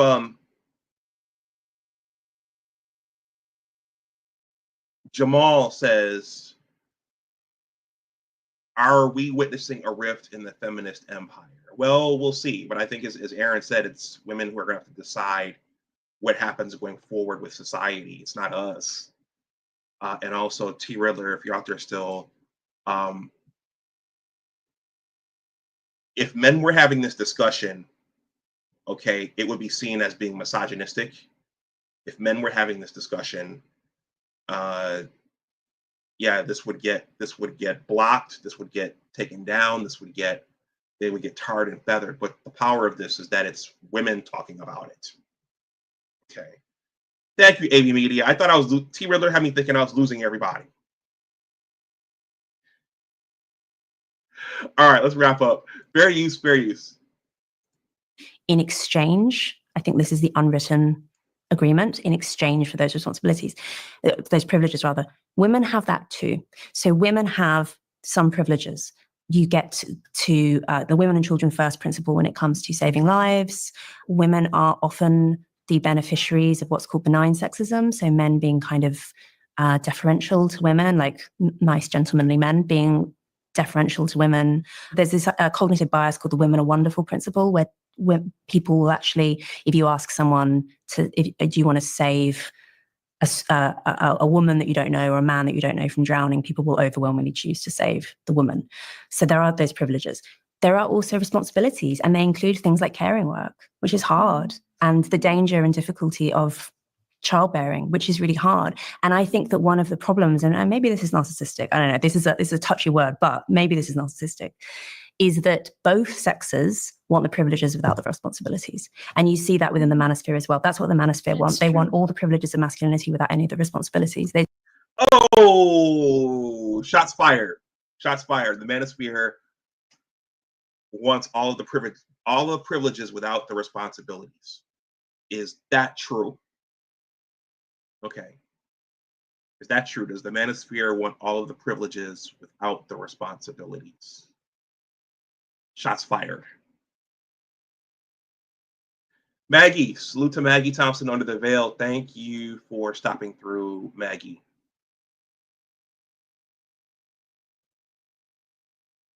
All right, everybody's greeting Maggie. Maggie, you don't have a wrench over here. Give me a second so I can wrench you up. Let's see. Is that true of the quote unquote manosphere? They want all of the privileges with no responsibilities. T. Riller, do you want privileges and no responsibilities? Okay, Maggie now has a wrench.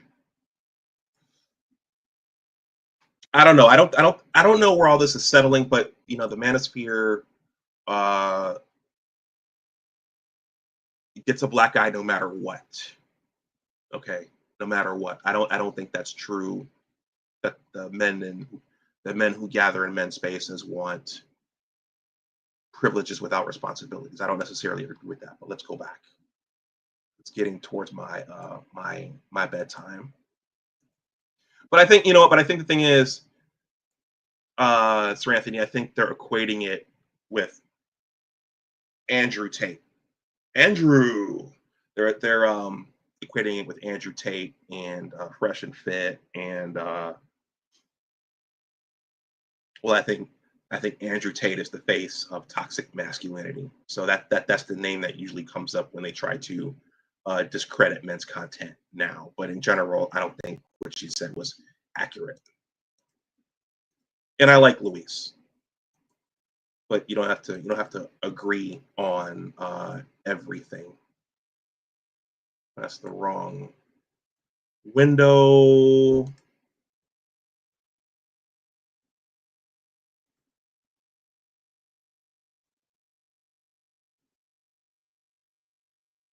Fair use.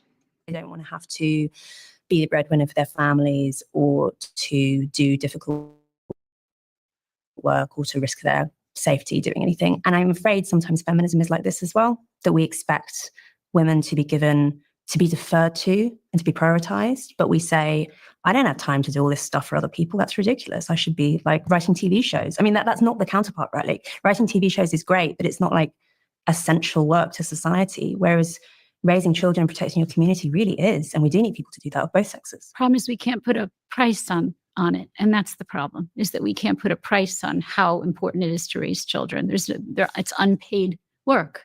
And because we focus so much in society on paid work, we can't put a price on how elevated women's work should be, meaning how elevated nurturing children should be in society. You know, I mean, my kids always say, again, I'm going to get a lot of hell for this too, but my kids always say, it's not fair that people in finance are earning all that money and doctors and nurses and social workers and teachers earn so little. And they used to say that when they were little. And I had a hard time explaining to them why that was. And all I could say was the world is not a fair place.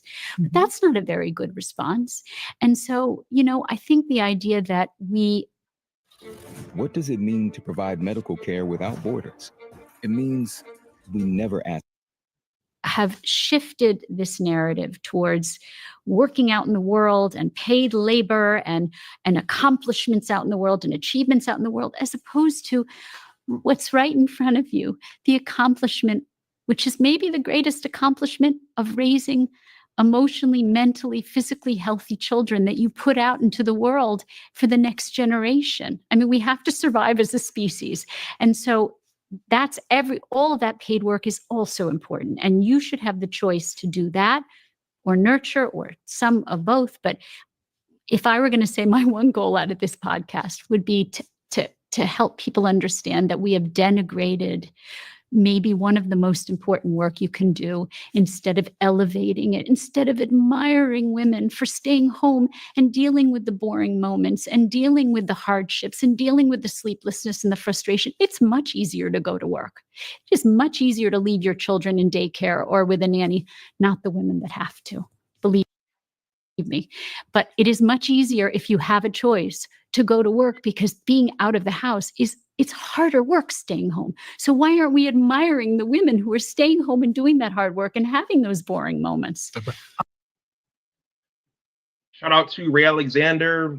Professional working women are denigrated. She just said mothers who stay at home are denigrated. We're denigrating that work. Again, when she's so emotional when she starts talking. I just was getting emotional listening to her myself. That's Erica Comisar. So we're almost at the end of my analysis of this. I think T. Riddler felt like Erica right there was talking too much. Again, this is a 2-hour long discussion. Deborah actually says quite a bit. We're gonna kind of end with one of her discussion points, but throughout this, she talked a lot about not being able to. I thought this was interesting. Let me pull myself back up here.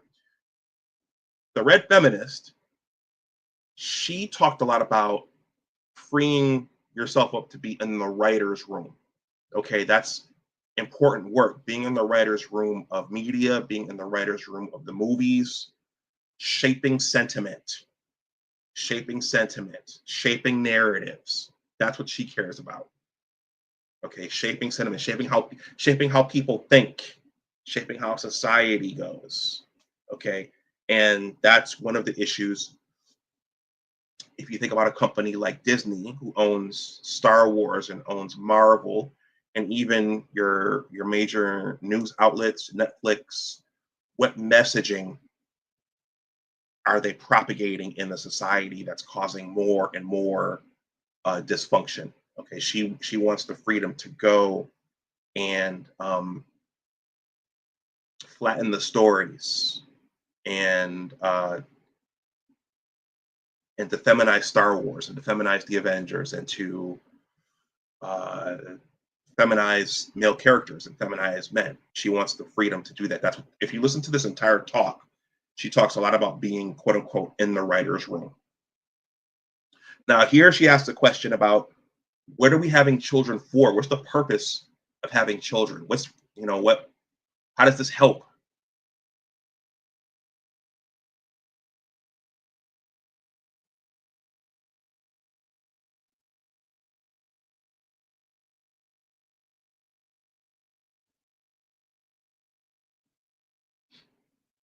Okay, so that's 156.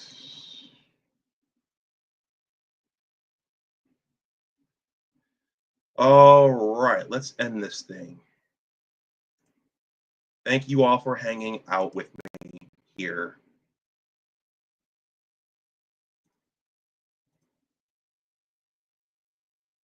Way and everything is going to be great. Maybe you pump out more children if you think that, your God, whoever that is going to save the day. I don't know. Do we need to be having more children though? Because my concern about it is what are we having them for? What are we having them for? What are we having them for? What are we having them for? If the world is getting more difficult to live in, if people can't afford a home, even like a nice rented property that feels quite stable, if they can't afford a home, if they're working millions of hours and not being able to balance parenthood and feeling very stressed, and the manosphere is rising and it's boys are so depressed and girls feel like this and all of that, what are we doing it for? And did you guys hear that? The manosphere is rising. Okay, doom is imminent. The manosphere is rising. Unless we're going to create conditions that people want to live in, that make us happy, or at least, no one can be happy all the time, but what are we doing it for? make sure you keep what I'm about to say to yourself. I'm inviting 10,000 of you to come even deeper into the Diary of a CEO. Welcome to my inner. Okay, Stephen, we're going to jump ahead. One more clip and then we're done. I'm done. Let me skip ahead to 2 minutes. So that's a rhetorical question. What are we having them for? Actually, let's skip past Stephen's commercial here. I'll let her finish up her thought.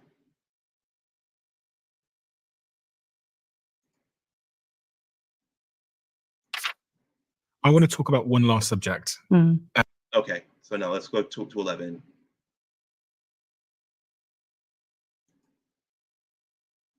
Yet we're nowhere near it, much less pulling ourselves back to make more space for boys at this point. We desperately need to invest in our brothers, in the boys in our community in any way we can. I went into a school and chatted to the boys about gender norms and how they felt about it and what impositions they felt or what random things were weird. And I said to them, what would be weird if a boy did it for no reason? Like there's not, and one of them said knitting. He said, if I brought my knitting to school, he said, not that he knitted, he said, everyone would laugh at me. And why? There's no reason for it. And another boy just went, I'd bring knitting in. I wouldn't care. Are boys and girls fundamentally, biologically, physiologically, neurologically different? And therefore, do they need a different approach? They're hormonally different. We kind of understand that. We all agree with that from birth. So do they need to be raised differently to cater to that difference? Once again, we're back to it. Are boys and girls fundamentally different? Why are we still asking this question in 2025? Are boys and girls different? Wouldn't exacerbate it. I would say we all should be, as I said, I want a partner. And I think we should be raising both our girls and our boys and any children that feel that they're neither, to aspire to their humanity, to their empathy, to look out for each other. I think exacerbating roles and telling boys you're like this and girls are like that is pushing us further away, and it's pushing us back decades and generations. Should a man, a young boy, be a provider, a procreator, a protector? Should we instill those values in young boys? No. Why? Should a young boy be a provider, a protector, and a procreator? She said no. Should a boy be a provider, a protector, and a procreator? She said no. But what are we hearing out? What are we hearing out in these conversations? No 50-50, be a man. Men aren't protecting, men aren't doing this, men aren't doing that. A protector, a provider, a procreator. Okay, she said no. That's very profound. Because there's this heavy imposition on boys and there's a heavy imposition on girls that their life should look a certain way. And we've got to a point where men can stay home and raise the children, where women can go out and explore new territory, where we see that women are as clever as men, as talented as men, as able to debate as men. Why would we push this back and go, well, girls, it's really more feminine if you do this, and boys, girls will fancy you more if you do this? Okay, but is that true? Is that true? Is that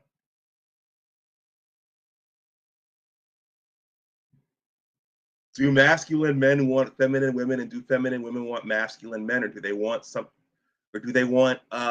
androgyny, where you can't tell who was what?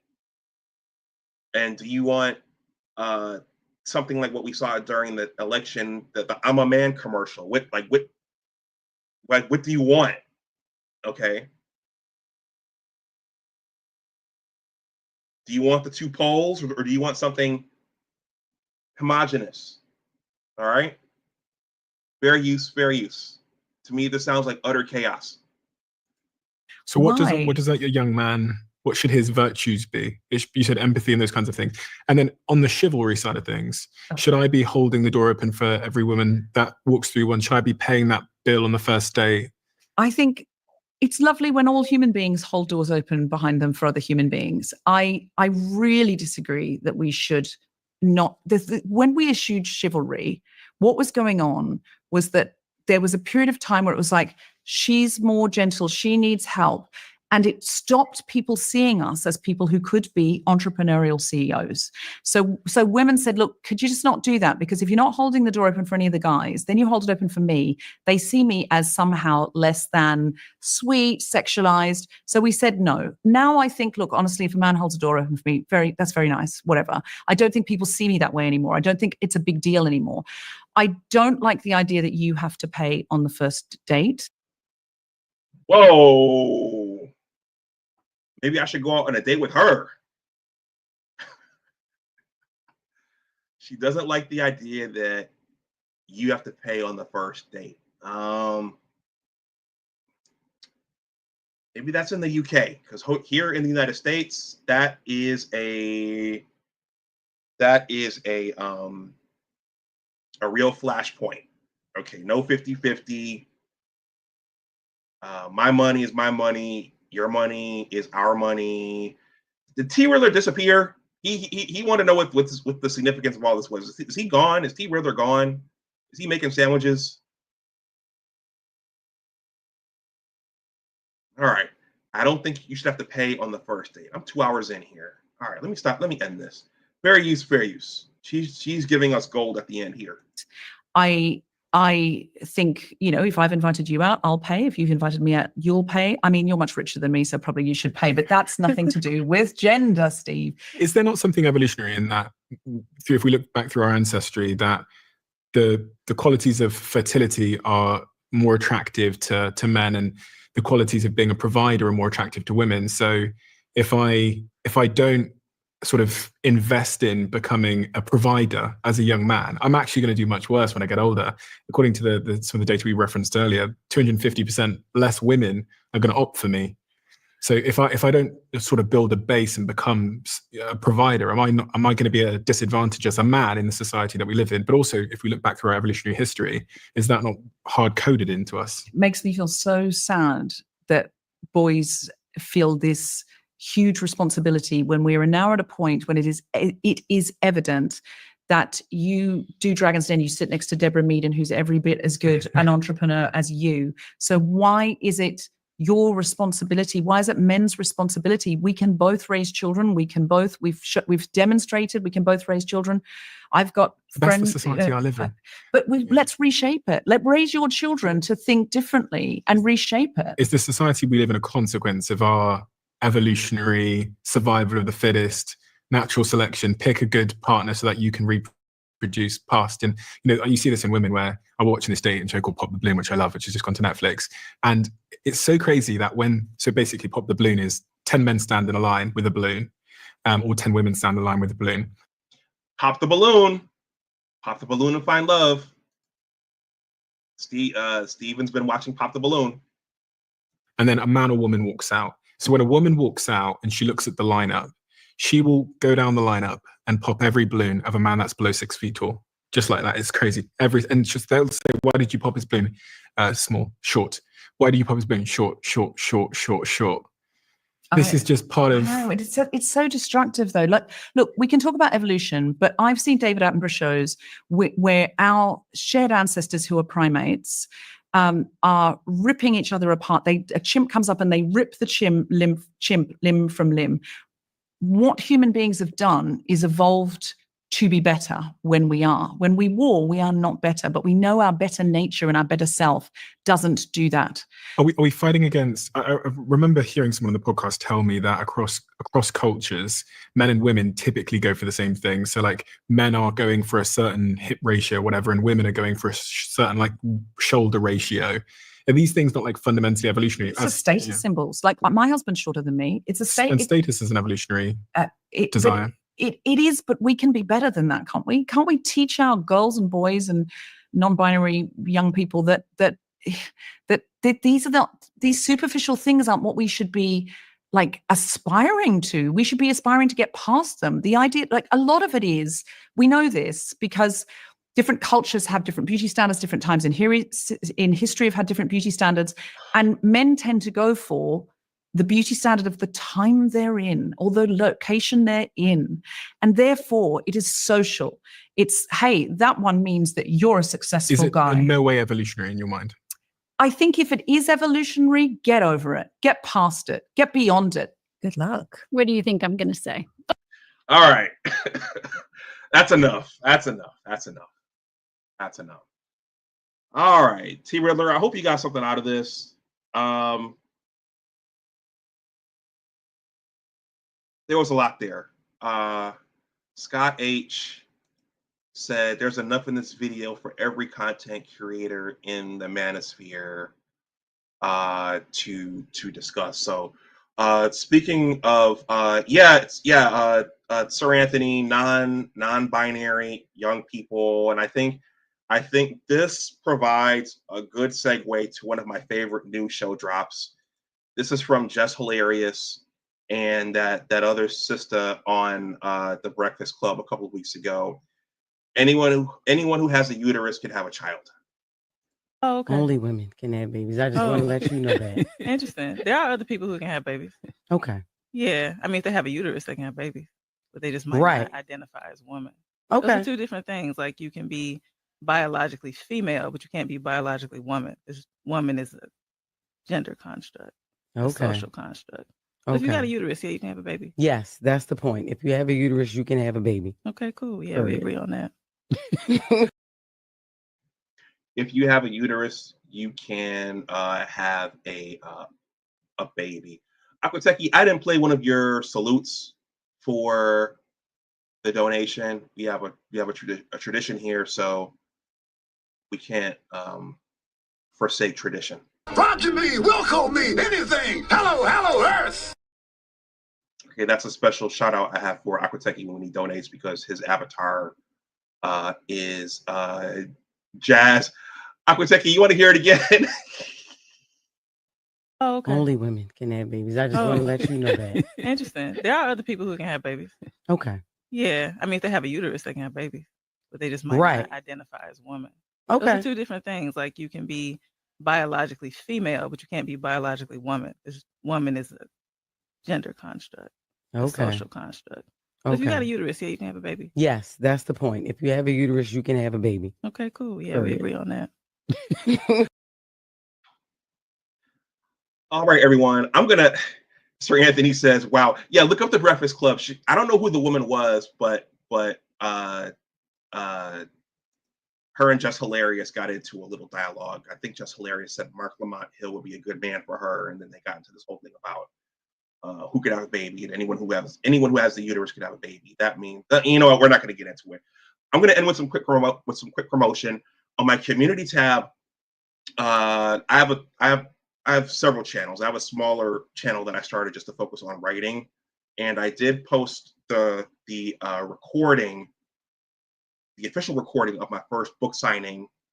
It's a much higher quality video than what I attempted to stream here. And I said something there that relates to this. It's a minute and a half. I'm going to play it, then I'm going to wrap the stream up and jump on the bed. So please don't run away. If you want to watch this whole thing, it's on my community tab right now.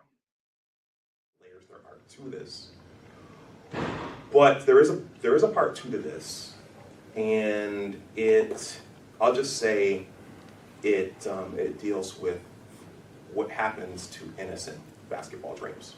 Okay, because as they say in the commercial, the NCAA commercial, they say only 10% go on to play Division I basketball, and only 1% of those go on to the pros. So something happens to the other 90%. Sometimes it's injury, you can't control that. Sometimes it's coaches leaving. Sometimes it's leaders that held the previous groups together. Sometimes that culture gets lost and the whole thing falls apart. So I do spend a lot of time, particularly talking about our 1991-92 team, lauding Michael Mann and Deion Frazier and Chris Studer for holding the culture together. Okay, and Coach Jones, second to last here. They were extensions of him. And I'll just say that once your leaders leave, chaos can break loose. Shout out to Michael Mann in the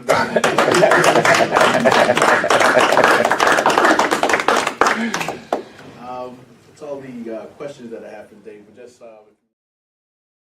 okay, so I'll give you guys the Cliff Notes version again if you want to watch the entire thing. But one of the things I learned in this book and in this story was that if you have a culture and something that worked for the team, if you go changing it and messing with it, you're going to get something very, very different. And to me, that's what this whole thing is about. You have two genders. You have a mother and a father. Well, that's debatable today what a family is. But each person on the team has a job. There are so many shots on a basketball team. There are so many. Someone has to play defense. Someone has to handle the ball. Someone has to shoot it. Not everybody can shoot the ball. Okay. The football team. Someone has to throw the ball. Someone has to block. Someone has to run it. Someone has to go out and catch passes. Everyone has a position, and no one can play the exact same position. That's what they were talking about. But that's what this whole thing is about. Okay. Our women is the classic definition of a woman and a mother and a wife. Is that okay today? Or should that be something more like a man today? And what's the result? What happens when you try to, what's the effect on everybody when you try to merge and homogenize the two and you dissolve this mother, this wife, this nurturer? What happens to everybody when you dissolve this role over here? This critical role, which is arguably the most important role. What happens when you do that? Well, we're all finding out right now. And so what's going to happen going forward? I don't know. But it's going to take, I think the ladies are going to have to figure that out. And our political class, leadership, this is going to have to be figured out, or else the whole thing is going to go kablooey. A quick story before I wrap this up. I was thinking about this earlier. Yesterday, I was in a Starbucks. There's a Starbucks I like going to in a more international section of my area, and an Ethiopian family came in. There was a husband, a wife, and they had an oldest son, two middle daughters, and a little toddler boy. A very beautiful family. The husband, he wasn't very physically imposing. He wasn't taller than me. He looked like a tech guy, glasses, balding a little bit. His wife was very beautiful. Ethiopian women are very, very beautiful. There are a lot of Ethiopians here. They have that curly hair and they wear these elaborate, ornate dresses. But they have a distinct culture, okay? They have a distinct culture that I think is protected from this progressive thing, the thing they just talked about in the stream. I told the man he had a beautiful family. And I think, yeah, when you have distinct cultures like that, even when you see someone who's attractive, you can say hi, but they have to accept you into the culture. It's not just a matter of, hey, let's go out, let's exchange numbers. No, I think they have to accept you into that group, that culture, that tribe. And I think there's power in that. And I think this country, we're kind of progressing toward this herd thing. And I think one of the things I think they talked about in this that I didn't timestamp was eventually these non-childbearing people, they're gonna breed themselves out, and then the only people left will be the conservative families, the Ethiopian families, the Pakistani families, the people who still have family units, the people who still have culture, those are going to be the people left. Okay. And I mean, you're still going to have some people breeding out of control and lower income people doing that. But the hardcore feminists like Deborah, those people are eventually going to, I think, breed themselves out. So that's just some food for thought to end this up. Thank you, everybody, for watching this. I didn't expect to go 2 hours. I gotta jump into bed. If you guys want a copy of my book, I'm selling the paperback for $22 and the hardcover for $25 on Amazon. The hardcover goes for $35 and the paperback goes for $27. But just use one of those methods there in the ticker and make sure you send me your mailing address as well. Let me know what you think about any of this. Yeah, I don't know if I got myself in trouble by talking about this. T. Riddler was a little confused earlier, but I think the power in this is that people see what's going wrong with society. If you don't have a society, you don't have a country if there are no people. There are only so many immigrants to absorb into countries around the world. And I think the power of this is it was 3 women talking about this, and apparently feminism is not one homogenous ethos. Now you have maternal feminism, and maybe traditional motherhood is making its comeback. Maybe when the pendulum swings so far one way, it's eventually going to swing back the other way. So maybe we're seeing that right now. All right, everyone. Sir Anthony, thank you again for the generous super chat. Akuteki, thank you for the generous Cash App. If you're watching this on the playback and you want to donate something, that information is in the ticker. It's in the description box. You can also leave a super thanks. Everyone, enjoy the rest of your night. As always, remember that your attitude determines your altitude. Always try to do your best. Take care, and I will talk to you the next time. I thought there was another song besides the Salt and Pepper song. What a man, what a good man, that encouraged degeneracy. But I can't think about it. I can't think of it right now. Probably when I lay my head on my pillow, it's going to come to me. And I'll say, man, I wish I remembered that when the camera was rolling. Anyway, everyone, I'll talk to you the next time. Have a good night. Take care. Bye-bye. And thank you to Stephen Bartlett for hosting that discussion and creating that discussion and putting it out for all of us to watch. Take care. Bye-bye.